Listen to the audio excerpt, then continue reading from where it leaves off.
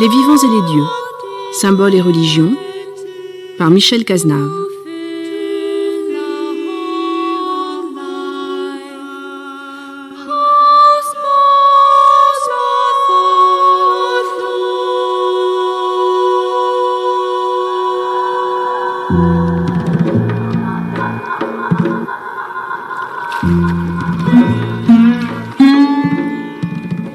Nous n'avons jusqu'ici jamais exploré dans les vivants et les dieux le continent du tantrisme, peut-être parce qu'il s'agit d'un courant de pensée tellement vaste, tellement complexe et en même temps tellement difficile, tellement profond à aborder que, je le reconnais, nous en avions eu peut-être un petit peu peur.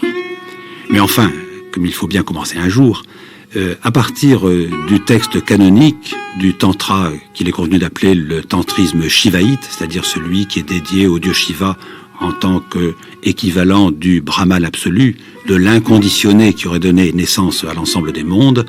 Donc à partir de son texte fondateur, c'est-à-dire le Vijna Bhairava Tantra, nous sommes allés au-devant de ce tantrisme, mais en commençant par sa forme peut-être la plus simple, la plus accessible, celle avec laquelle des Occidentaux peuvent presque immédiatement se sentir à l'aise.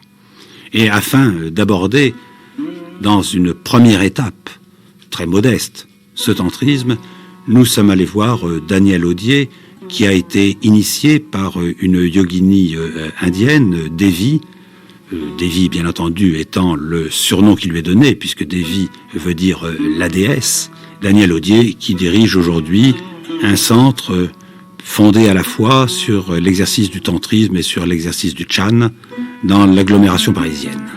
Et puis, parallèlement à Daniel Audier, deux de ses élèves, Geneviève Mini, Thierry Touvenot, qui, peut-être sans avoir eu l'expérience profonde intérieure qui est celle de Daniel Audier, à travers son enseignement, nous donne justement quelle est leur réaction vis-à-vis de cette forme de tantrisme, la manière qu'il a de éventuellement les aider ou de les guider dans leur vie à travers leur expérience personnelle.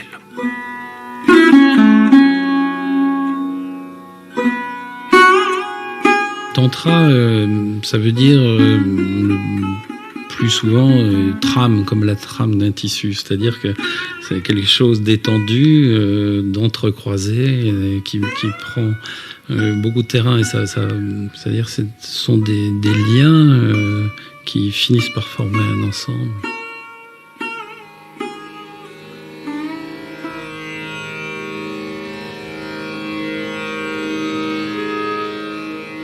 Bhairava et Bhairavi, amoureusement unis dans la même connaissance, sortirent de l'indifférencié pour que leur dialogue illumine les êtres.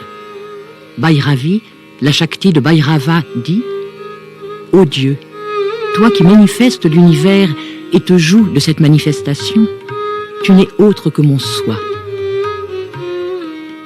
Vijnana Bhairava Tantra, Tantra de la connaissance suprême.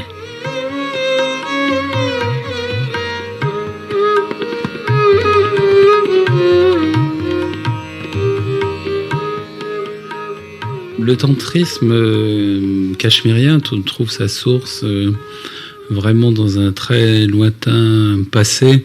Évidemment, il y a une guerre des orientalistes, des indianistes, mais bon, on n'est plus à un millénaire près quand il s'agit de 5, 6, 7 ou 8 millénaires.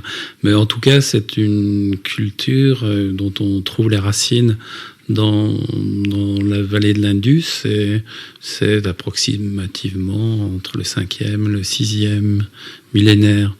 Et ensuite, cette culture s'est développée probablement parallèlement au védisme, On ne sait pas grand-chose finalement, parce que les textes de la vallée de l'Indus n'ont pas été déchiffrés, l'écriture n'a pas été déchiffrée encore. C'est évident qu'il y a une fusion profonde.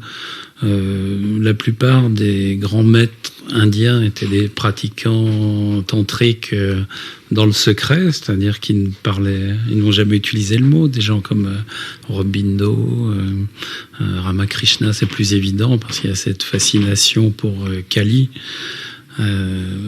Et on sait qu'il a été initié par une femme, une maître tantrique.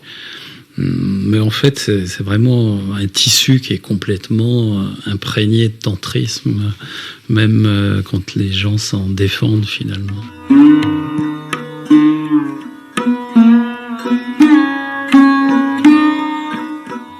Ce qui m'intéresse dans le tantrisme et ce qui m'a plu, c'est que justement, en ayant moi aussi une culture et une formation assez intellectuelle, j'ai beaucoup fonctionné avec une compréhension principalement intellectuelle. Et ce qui m'intéresse dans cette pratique, c'est que justement on peut réunir toute la personne, le corps, les sensations, le physique et l'intellect. Au début, c'est un peu difficile à faire marcher tout ça ensemble, c'est vrai, parce qu'on a l'habitude de fonctionner avec l'intellect. Alors au niveau intellectuel, c'est comme ça au début que j'ai été séduite, par la compréhension intellectuelle. Mais ce qui m'a après encore plus séduite, c'est cette possibilité d'appliquer cette pratique tout le temps, dans la vie de tous les jours, et de voir que ça changeait, que c'était pas pratiqué pour obtenir un but plus ou moins flou, plus ou moins inaccessible en fait, d'une connaissance philosophique, mais qui reste une connaissance et qui n'a pas un effet dans la vie de tous les jours. Moi, ce qui m'intéressait, c'était que ma vie change.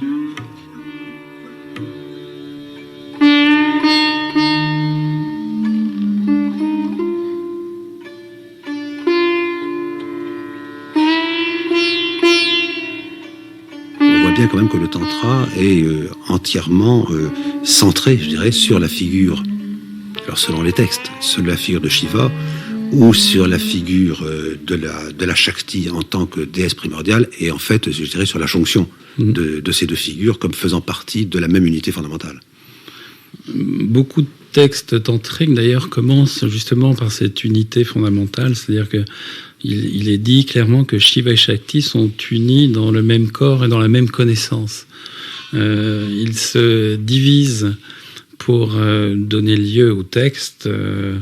L'un interroge l'autre, suivant les tantras, c'est la Shakti qui interroge Shiva ou Shiva qui interroge la Shakti. Et à la fin, quand le texte a été exposé, ils reviennent en union amoureuse. Ça commence souvent et ça se clôt de cette manière-là. Donc ça montre bien que c'est vraiment une entité, comme la peinture que vous avez à côté de vous. On voit Shiva et Shakti dans le même corps, avec une division au milieu.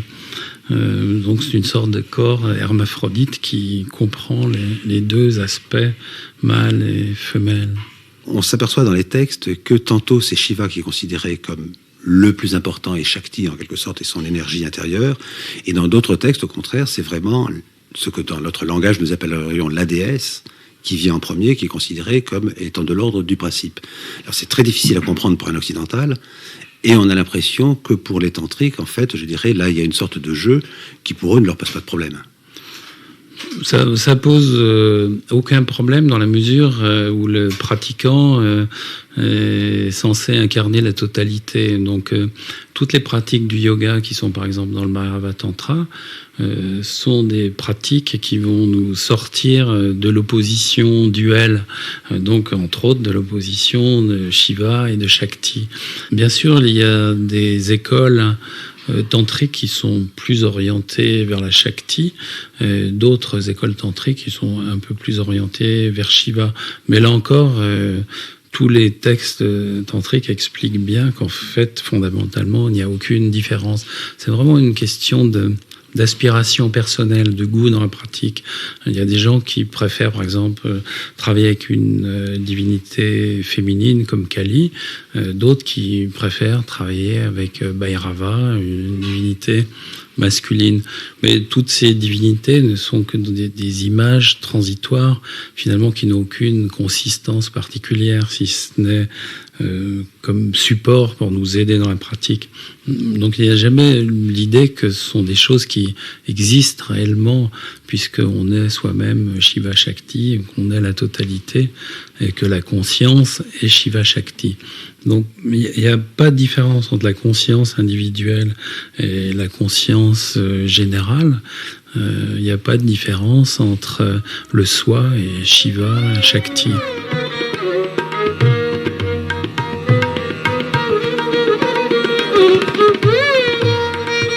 Bouche les 7 ouvertures de la tête avec tes mains et fonds-toi dans l'espace infini, entre les sourcils. Si tu médites dans le cœur, dans le centre supérieur ou entre les yeux, se produira l'étincelle qui dissoudra la pensée discursive, comme lorsque l'on effleure les paupières avec les doigts. Tu te fondras alors dans la conscience suprême. Concentre-toi sur l'émergence ou la disparition d'un son, puis accède à la plénitude ineffable du vide.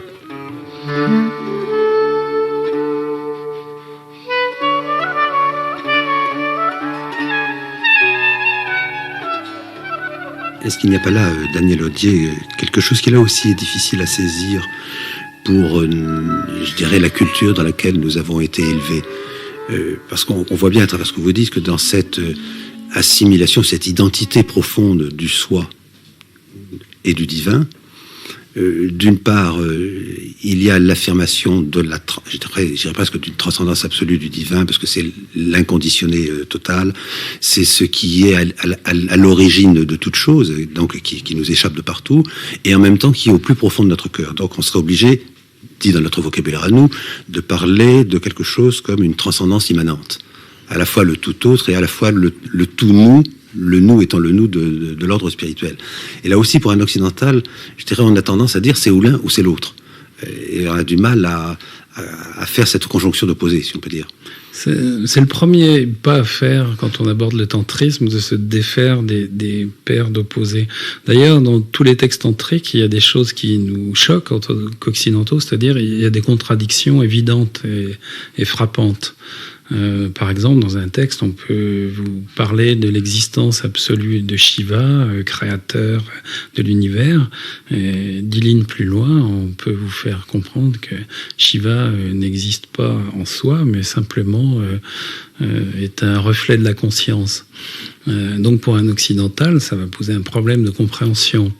Et les maîtres eux-mêmes, dans leur enseignement, tentent toujours de briser notre potentiel dualiste en mettant de la contradiction, par exemple, dans le discours, mais aussi dans les faits, dans la manière d'agir, dans la manière de se comporter, etc. Donc, peu à peu, on est obligé d'abandonner quelque chose. Au début, ça donne le mal de mer. Si je me souviens de mes rapports avec mon maître Lalita Devi, j'essayais de la cerner par tous les points possibles. J'essayais bien sûr aussi de manipuler, de charmer, d'être intéressant, etc. Et je m'apercevais que ça donnait absolument rien, que rien ne donnait aucun résultat. Donc après des semaines harassantes, tout d'un coup, je me suis résolu à ne plus rien tenter. Et à partir de ce moment-là, les rapports sont devenus très simples.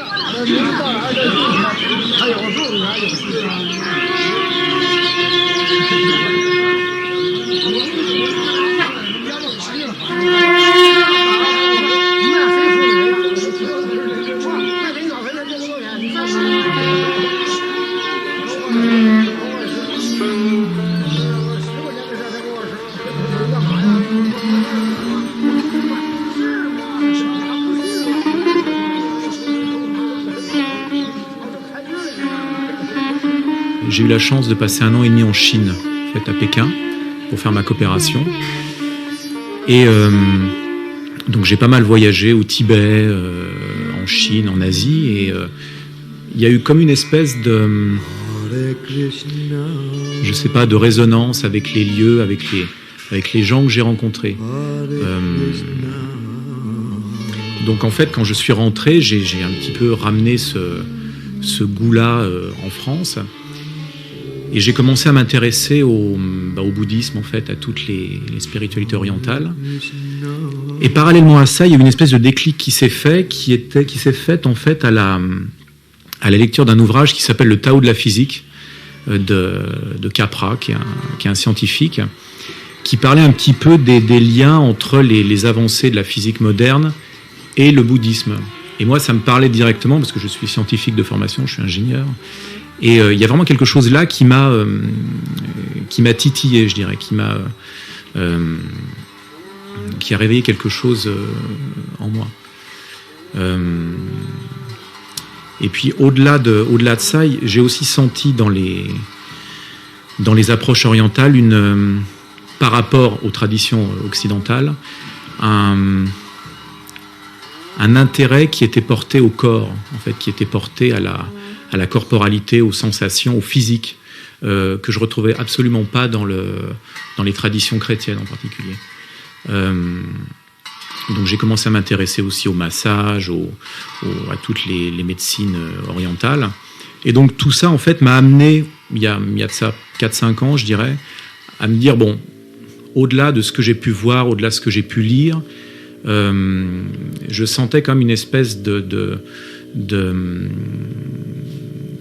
pas d'urgence, mais d'importance de passer à la pratique. Un jour, en fait, je me suis acheté un zafu, donc un coussin rond, puis j'ai essayé de méditer tout seul sur mon tapis, et puis en fait, il se passait rien du tout. Enfin, je voyais pas du tout qu'est-ce que ça pouvait apporter. Donc je me suis dit, bon, je vais quand même aller voir dans des endroits appropriés qu'est-ce que c'est que cette affaire-là, quoi.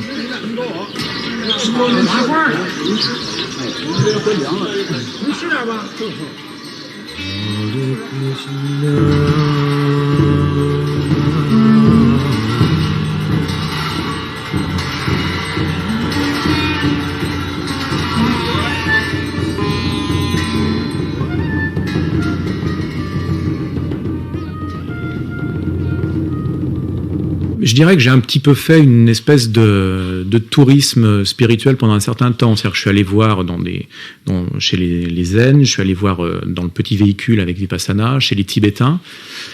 Et en fait, en particulier chez les Tibétains, j'ai quand même trouvé difficile de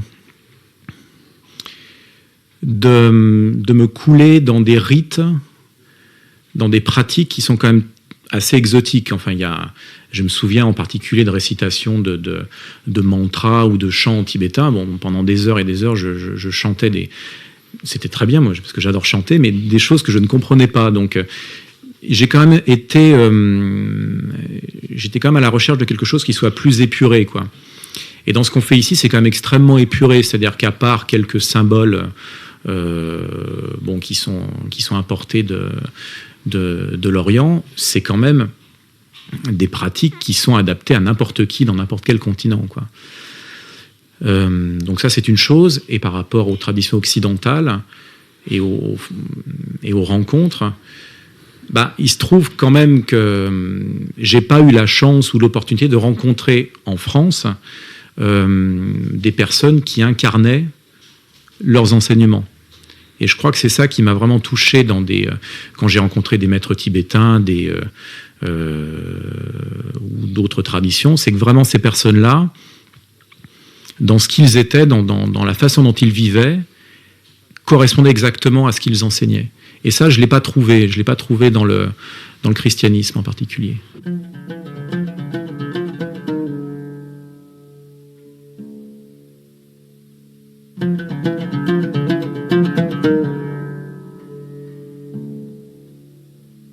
C'est pas un enseignement de philosophes qui ont élaboré une théorie et qui l'ont écrite pour nous la faire partager. C'est un enseignement de yoginis et de yogines qui ont pratiqué, qui ont connu un état et qui, à travers des textes qui parfois sont très philosophiques, ont exposé finalement une expérience. Donc c'est aussi très différent de notre conception du philosophe qui échafaude un univers théorique et qui essaie de le communiquer par le langage.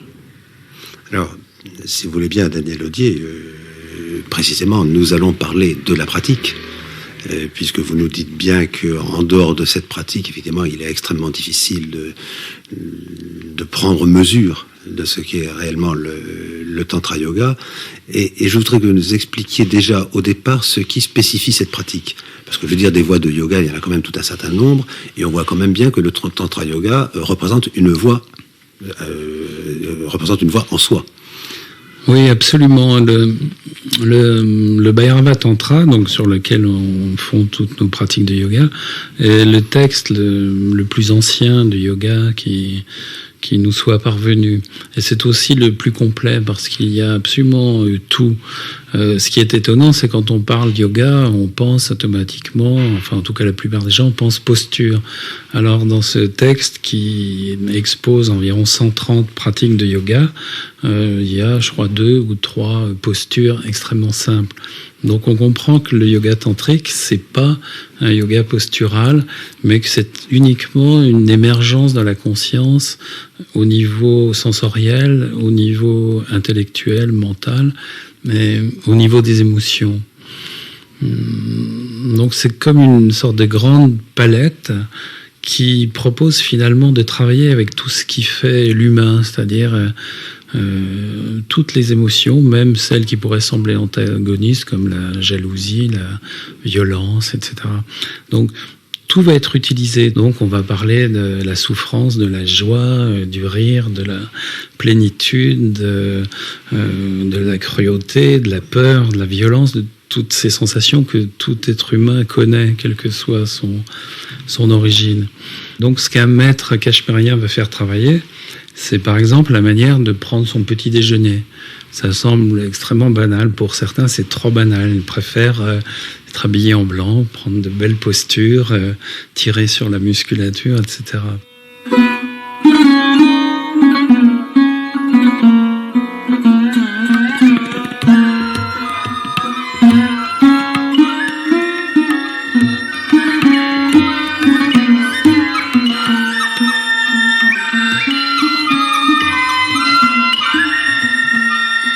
Précisément ces pratiques, Thierry Touvenot. Vous-même, comment êtes-vous entré dedans? Parce qu'au départ, si je comprends bien, c'était quand même quelque chose qui vous était assez étranger, et culturellement, et de par votre formation intellectuelle. Il y a quelque chose que vous avez découvert là. Ouais. Ben, en fait, je l'ai découvert de façon vraiment corporelle quand j'étais en Chine. C'est-à-dire qu'en Chine, j'ai eu la chance de rencontrer une amie qui faisait du massage, qui apprenait le massage chinois, massage énergétique. Et donc, en fait, toutes les semaines, on se voyait avec elle, avec son prof de massage.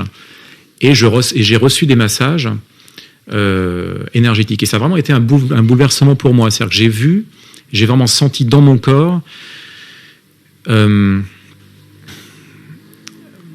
qu'est-ce que c'était, enfin, le fait qu'il y avait finalement pas de différence entre le corps, le mental et les émotions. Tout ça, c'était un ensemble qui pouvait être... avec lequel on pouvait jouer, quoi. Et ça a vraiment été une espèce de changement radical de point de vue. C'est-à-dire, par rapport aux médecines que j'avais pu rencontrer auparavant, ça a vraiment été un changement radical. Et ça, je l'ai vraiment gardé c'était vraiment une sensation physique. J'ai vraiment senti physiquement ce que ça pouvait être. Donc j'ai gardé ensuite cet intérêt pour les médecines orientales. Et c'est un petit peu à travers ça que j'ai été amené à la méditation, je dirais. C'est un petit peu de voir, d'aller plus profondément dans ce ressenti énergétique qu'on peut vivre à travers la méditation, à travers le yoga.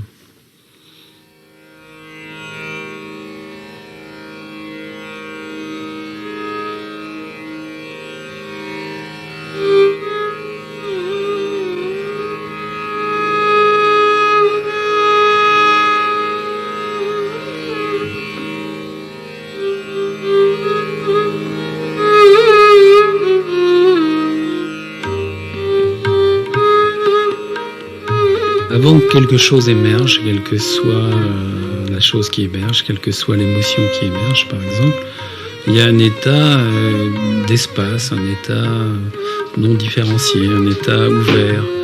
Et de cet état-là, peu à peu, il y a une petite sensation qui émerge.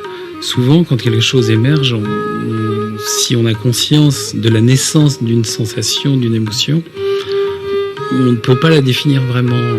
On sent corporellement que quelque chose va se passer. Il y a comme une sorte de frémissement dans le corps.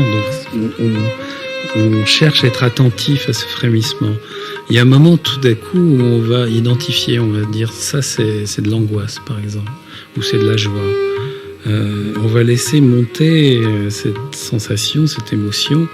Et puis il y a un moment dans la vie courante où les choses commencent à faiblir, donc on les abandonne, elles ne nous intéressent plus tellement. Et justement dans le yoga, on apprend à tenir par la main chaque chose qui se présente et à l'accompagner jusqu'au moment où elle va s'arrêter, c'est-à-dire retourner dans cet espace vierge, totalement indéfini. Donc la pratique va être de prendre conscience de cette émergence de l'espace, des choses qui émergent de l'espace et qui vont se dissoudre dans l'espace. La liberté des yoginis, des yogins, c'est ça, c'est d'assister en permanence à l'émergence et à la disparition de toutes les sensations, de toutes les pensées, de toutes les émotions.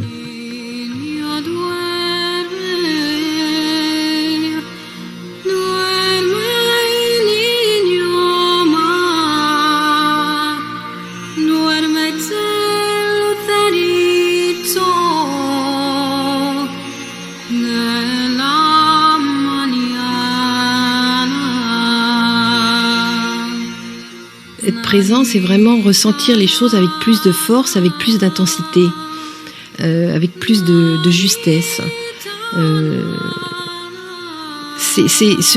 C'est pas vraiment... je peux pas vous dire exactement comment est la présence, c'est trop abstrait, mais ce que je constate, c'est que ça change mon comportement journalier. En étant plus présente, je fais les choses avec plus de profondeur, avec plus de calme. Les choses deviennent plus légères, la vie devient plus légère. C'est vraiment un travail de présence, c'est-à-dire que c'est un travail qui va au-delà de juste s'asseoir sur un coussin, par exemple, 1 heure par jour. C'est aussi important de faire ça un petit peu pour rentrer dans la pratique au départ. Mais c'est vraiment une pratique qui se poursuit dans la vie quotidienne absolument dans toutes les occasions. C'est-à-dire que ça va être dans la façon de monter dans le bus, dans la façon de regarder la télé, dans la façon de respirer, de manger, de faire l'amour, de dormir. Enfin, tout absolument va être un endroit, un lieu sur lequel on peut s'amuser à être présent et à ressentir ce qui se passe. Donc c'est vraiment un travail sur la présence et sur les sensations, sur la perception, sur la conscience de ce qui est en train de se passer. Il y a un réel changement dans la façon d'aborder les choses. De regarder, je ne sais pas, un film, d'écouter de la musique d'une manière où les sons sont... On fait des exercices avec les sons, on arrive à percevoir un tas de sons différents et la qualité de présence vous donne une expansion. On se sent plus grand, prendre plus de place dans l'espace. Mais en même temps, dans cette présence, qu'est-ce qui... C'est là aussi, il est possible de le dire et de le discerner, mais qu'est-ce qui en vous est présent ? Oui, on ne peut pas être vraiment présent si on n'est pas totalement présent. La présence, c'est justement la conscience doit être... Ça ne peut pas être autrement que global. Je suis présente avec mon genou, ma main, mes cheveux, l'intérieur de moi, mes sentiments, ma tête évidemment, mon intellect. Tout est présent. C'est la personne entière qui est présente.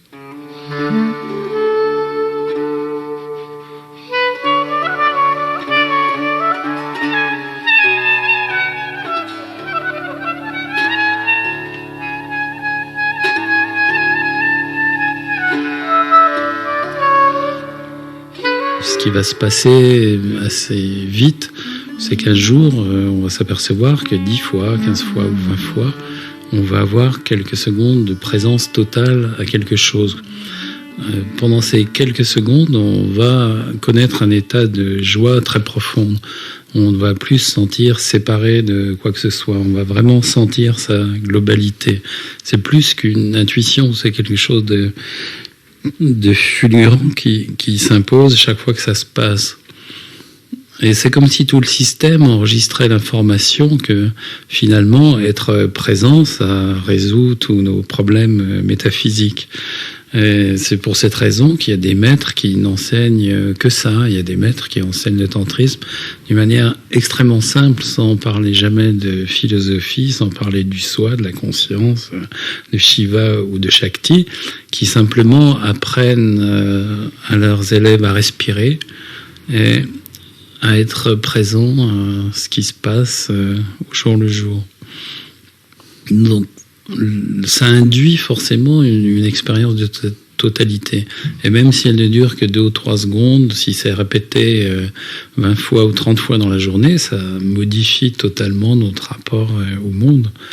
Parce qu'on s'aperçoit que finalement, il n'y a rien qui puisse échapper à ce cycle qui, chaque fois, nous régénère, nous rafraîchit et nous apporte l'évidence, en quelque sorte, que toucher profondément le monde, c'est en même temps le comprendre.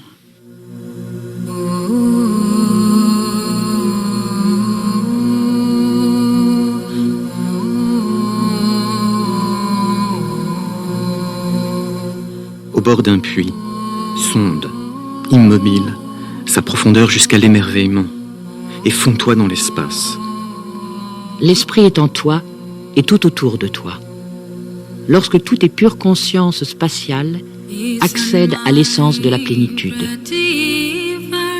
Dans la stupeur ou l'anxiété, à travers l'expérience des sentiments extrêmes, quand tu surplombes un précipice, que tu fuis le combat, que tu connais la faim ou la terreur, ou même lorsque tu éternues, l'essence de la spatialité de ton propre esprit peut être saisie. Regarde un objet, puis, lentement, retire ton regard. Ensuite, retire ta pensée et deviens le réceptacle de la plénitude ineffable.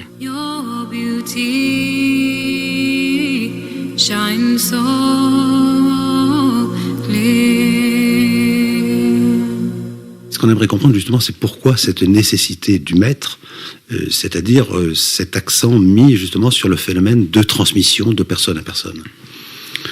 Parce que quand on approche un maître, finalement, c'est pas tellement ce qu'il nous dit qui va nous influencer, bien que c'est une certaine importance. D'ailleurs, il y a des maîtres qui ne parlent pas et ça marche très bien aussi. Ce qui va nous faire un effet très fort, c'est la sensation, l'intuition de l'état intérieur du maître. Et un jour, par exemple, mon maître, Lalita Devi, m'a dit « utilise-moi ». Je ne comprenais pas trop ce qu'elle voulait dire. Donc, après avoir réfléchi en vain pendant une journée, je lui ai dit « mais comment ?» Elle m'a dit « utilise-moi comme le miroir de ta propre liberté ». Et quand elle m'a dit ça, tout d'un coup, j'ai compris ce qu'elle voulait dire. Et à partir de ce moment-là, je l'ai utilisé de cette manière. Bon, bien sûr, les Occidentaux sont réfractaires à l'idée d'avoir un maître, mais s'ils étudient les sciences, s'ils étudient la musique, ils vont parler très volontiers de leur maître. Mais pour une raison qui m'échappe un peu, dans le domaine spirituel, ça passe plus difficilement parce qu'on s'imagine qu'il y a assujettissement. Au contraire, il y a un miroir de liberté. Il y a aussi un autre aspect qui est rare, mais qui est intéressant, c'est que la plupart des choses dans la vie, les amours, les amitiés, sont plus ou moins transitoires. Ça dure quelque temps, parfois longtemps. Le rapport avec un maître, c'est quelque chose qui va durer toute la vie, du jour où ça commence jusqu'à la mort. Le fait qu'un maître disparaisse alors qu'on est encore vivant change absolument rien au rapport. C'est quelque chose qui est toujours très fort. Et dans le tantrisme, il y a un autre aspect qui est puissant. C'est que le maître n'est pas une sorte de conseiller distant qui a accompli le parcours difficile. C'est quelqu'un qui descend de sa montagne, qui vient dans les marécages avec nous, qui nous tient par la main et qui retraverse avec nous toutes les émotions humaines, toutes les intuitions, toutes les pensées, et qui est très présent. Donc c'est quelqu'un qui ne peut pas avoir des milliers de disciples, comme on le voit souvent, ou beaucoup plus. Donc c'est exactement le contraire de l'image abusive. C'est vraiment le sentiment qu'on n'est pas seul. Il n'y a plus jamais de solitude. Le fait d'être rattaché à une lignée, c'est quelque chose de physique. Il y a des moments où tout d'un coup, on sent vraiment comme si on était une écaille de la peau d'un immense serpent qui a la queue plongée dans les millénaires et la tête bien au-delà de nous-mêmes.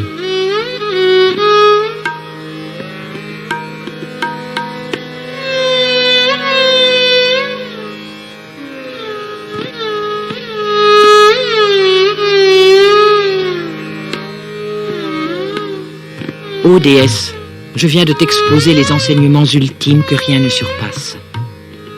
Ô Dieu, j'ai maintenant saisi le cœur des enseignements et la quintessence des tantras. Il faudra quitter cette vie. Mais pourquoi renoncerait-on au cœur de la Shakti?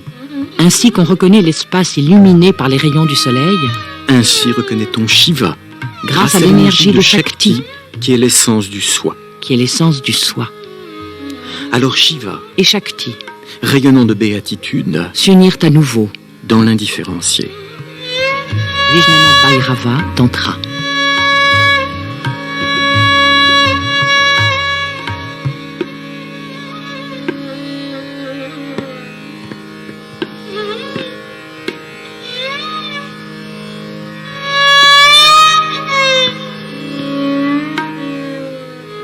Vous avez vraiment l'impression que le rapport, je dirais d'une manière un peu grande, le rapport au monde, mais c'est-à-dire le rapport aux choses, le rapport aux êtres, le rapport à la vie telle qu'elle coule, qu'il y a quelque chose qui a changé, qui s'est remis en place, ou qui vous permet de le vivre différemment? Oh oui, vraiment différemment. Il y a quelque chose qui a plus de sens, je dirais, quelque chose qui me met dans un rapport plus vrai, plus... c'est vraiment difficile d'expliquer. Il y a vraiment un grand changement, mais c'est difficile de mettre les mots dessus. Une façon de communiquer différemment avec les gens, de les sentir, je dirais, même physiquement, des choses qui peuvent circuler sur un autre mode de communication que le verbe. Au début, ça me paraissait tellement inaccessible. Je me disais finalement c'est pas pour moi, ce truc c'est trop simple et puis je comprends pas. Mais bon, je vais quand même essayer. Mais au fond, j'attends rien. L'éveil, tout ça. Mais en fait, ça m'a servi, je pense, parce que maintenant il se passe des choses vraiment. Et quand quelque chose arrive, je suis très heureuse et je le vis bien. Et si rien d'autre arrive, c'est bien aussi.